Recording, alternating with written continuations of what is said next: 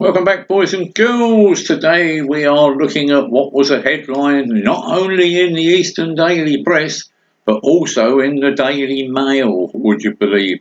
And it's all about Heacham Beach near Hunston. What is it? After the intro. Maybe it's because I'm a Londoner that I love Norfolk so.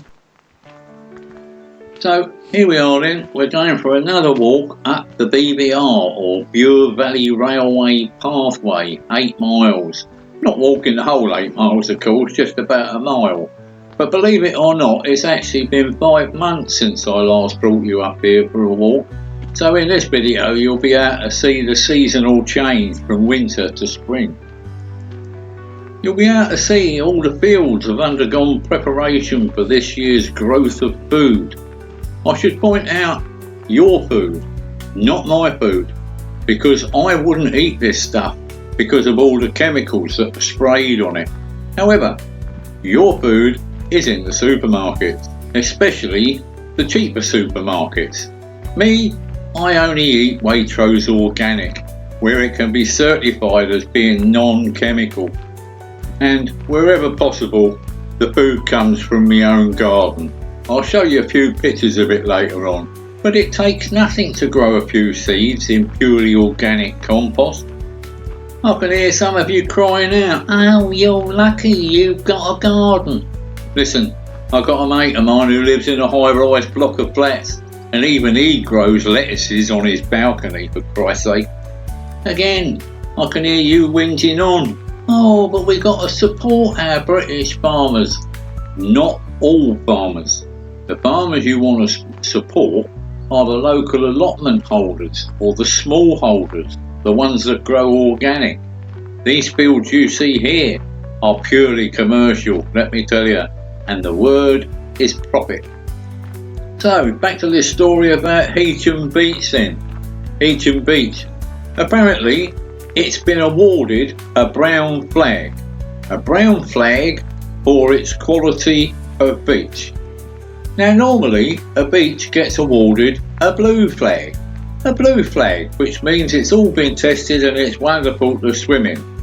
Heacham has got a brown flag for the 2nd year running, which means it's shit.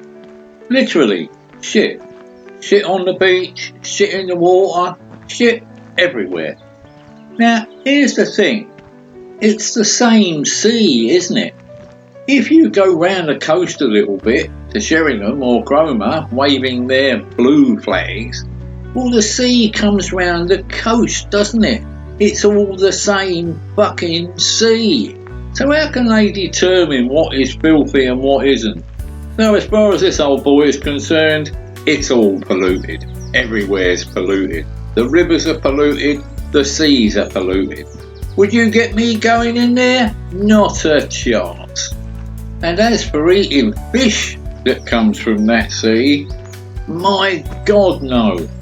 The only fish I might consider would be a haddock, but you won't find anybody from up round the North Yorkshire coast eating cod, let me tell you. Cod is a bottom feeder. They won't touch it to save their lives. So when you come to the East Coast, you enjoy your fish and chips, full of mercury and microplastics. And then that's just the fish. What about potatoes, sprayed with chemicals and all manner of things? Did you know that in the old days, potatoes when they were grown, they used to top them off manually so that the top growth dies on the land? Now they spray them with chemicals. And guess what? Those chemicals are sucked down into the potato tuber. You good luck with that. You carry on enjoying your fish and chips. Next time you're in a fish shop, if you're brave enough, ask him how old the oil is in the fryer. You might get out of there without serious injury. 2 women walking home from a party decided they needed to have a pee, so they stop at the local graveyard to have a pee. The first woman, finding she's got nothing to wipe herself with, uses her panties and throws them away. But the second woman, she finds a ribbon on a wreath and uses that to wipe herself down. The next morning, the The first woman's husband rings the second woman's husband and says, "I'm bloody furious. My wife came home last night without any panties." And the other bloke said, "That's nothing, mate. Mine came home with a card stuck up her arse that said, 'From all of us at the fire station, we'll never forget you.'" So to continue with this little biopic of my life, I don't know if that's the right word, but nevertheless, biopic will do.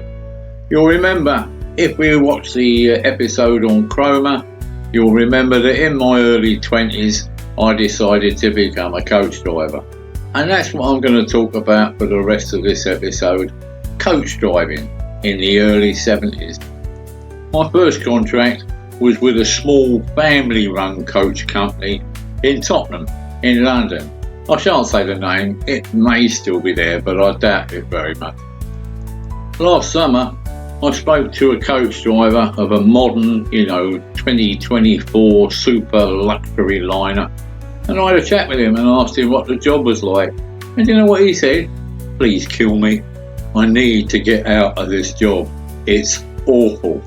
When he went on to explain the duties that he had to carry out today, it showed me what a vast difference there was from driving a coach in the 70s to now.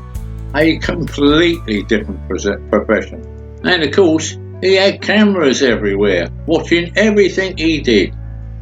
Now, back in the 70s, this small firm, the main bulk of its business was doing day trips to the seaside.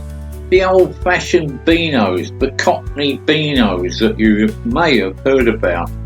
If you watch Del Boy and Only Fools and Horses, they do a whole episode on the beano, the Cockney beano, with all the booze in the back of the vehicle. Now, the main business for these excursions to the seaside were elderly people's homes and societies and clubs made up of elderly people. And I learned very quickly that you had to develop a new skill very quickly if you wanted to get the tips at the end of their day out, because most of your money was made up in tips. So you had to learn not only to be a good driver and keep them comfortable, but also to be an entertainer. So if you could make them laugh, and if you could make them sing, and if you could tell them a few jokes and so on, your money went up substantially. And of course, the same club or society would ask for you again on their next trip out.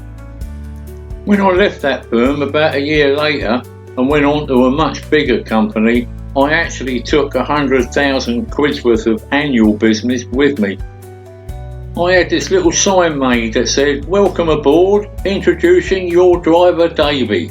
There you go, instantly they know your name. Next came the investment. That first summer I invested heavily in music. These coaches were all fitted with 8-track stereo systems, and I invested heavily in Jim Reeves, Mantovani, and of course Sing-Along-a-Max. So it was Mantovani strings and so on the way out, nice and calm, but coming home it was knees up motherfucking brown, let me tell you. I always remember one old girl that was giving me a lot of lip on the way down. Not sort of nasty lip, but just being a bit cheeky. So when we got to the coach stop, as she climbed down the stairs, I actually picked her up in a fireman's lift and run her around the coach park. When I set her down, she was laughing so much she had to be held up.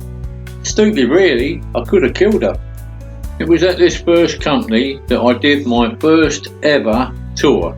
It was a 5-day tour of North Wales. But being a bit naive, I hadn't worked out that the older drivers had all turned this tour down, and it fell in my lap. I found out very quickly why. First of all, this was February. Who the fuck goes on tour in February? Secondly, the pickup was from a school in West London. Oh yeah, I found out when I got there alright, it was pouring down with rain. This was a fucking school trip. And therefore, of course, no tips. I was going to work a whole week without any extra money.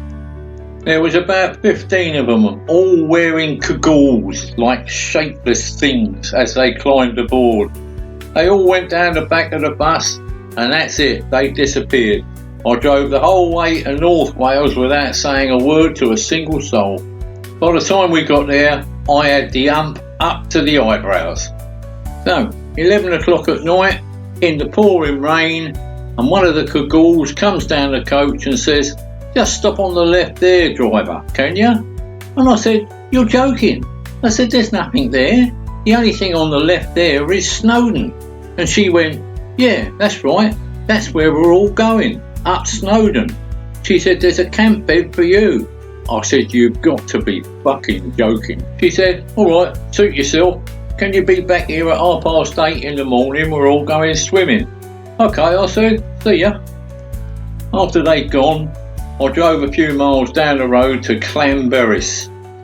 Now, North Wales on a Sunday evening at 11 o'clock is not the most hospitable place on this planet. And I found a single light swaying in the gloom. And I stopped there and it said, "Hotel." I banged on the door as loud as I could. The door opened and the bloke said, "Oh my God." I said, "Yeah." I said, "I'm stuck with a party of school children on the base of Mount Snowdon." He said, come in." I said, "What about the coach?" He said, "Leave it to me," he said. "They moved all the fucking cars out the car park so I could park the coach."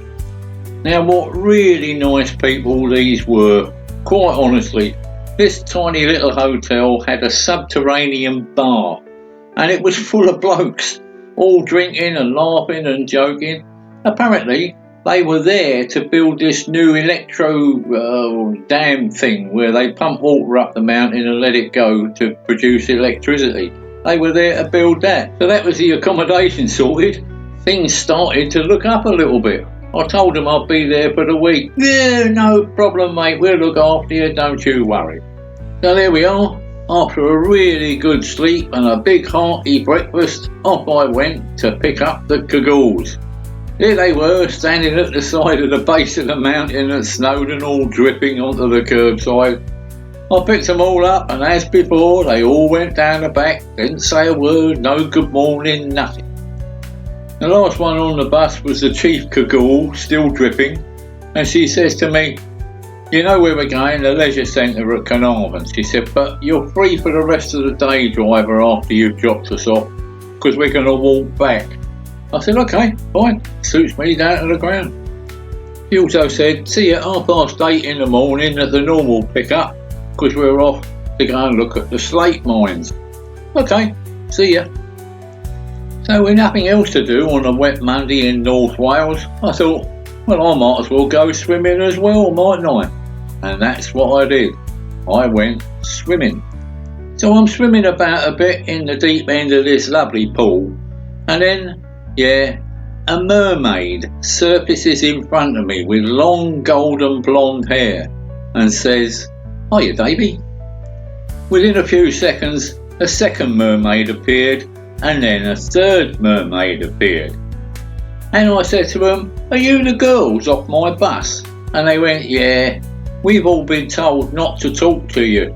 Apparently, the chief cagole took one look at me in that school playground on a Sunday afternoon and decided that all her charges were banned from having everything to do with me. I think she was a wise woman. Normally, they would get some old boy that drove them up there on these tours. This time, they get a young 23-year-old. You can see her problem, can't you? Really. Anyway, apparently the three mermaids told me that their the chief cagole and her assistant chief cagole were off having a coffee somewhere, so they took a chance on it. Apparently, they were all fifth formers. Oh dear, 15 and 16 years of age. Oh dear.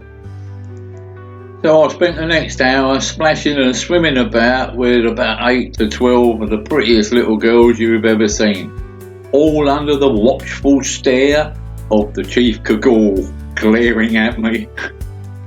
The very next morning the sun had come out and the cagoles had come off when I picked them up for their visit to the slate mines. Oh yeah, And that's when the excuses started. That's when they told the chief cagoule that they were suffering from period pains or migraine headaches. Anything not to spend 5 hours in a slate mine. I think it was at this point that the chief cagoule and her assistant had given up on the watchful stares. She couldn't really avoid it. One of the girls complaining of period pains asked to sit on the coach for 2 or 3 hours. You can't blame them, really. No, I didn't touch one of them, although I could have done, with a lot of them sitting there with the top buttons of their blouses undone so that I can see their cleavage. They were all trying it on, but no, I'm not that stupid. I wasn't risking a career for that. Towards the end of the week, even the chief cagoule, who turned out to be a couple of years older than me, even she came down and sat on the engine cover of the bus and had a natter for an hour or two. It was a good week, a very enjoyable one.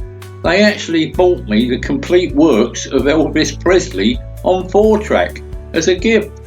It actually staggers me to think that my little mermaids from that tour are all now in their late 60s. Unbelievable.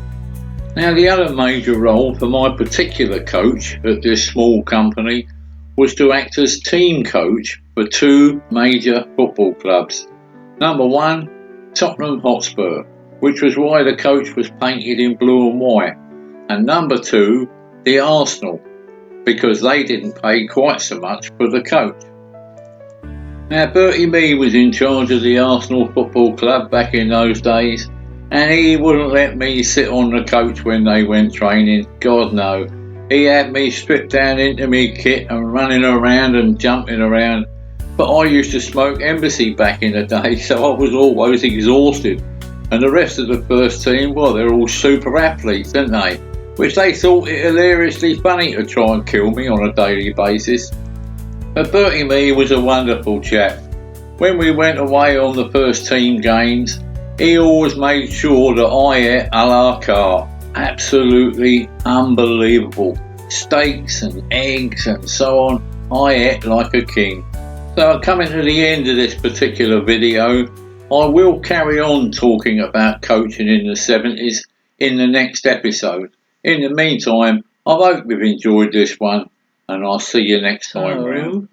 I get an awful lot of things just walking up and down.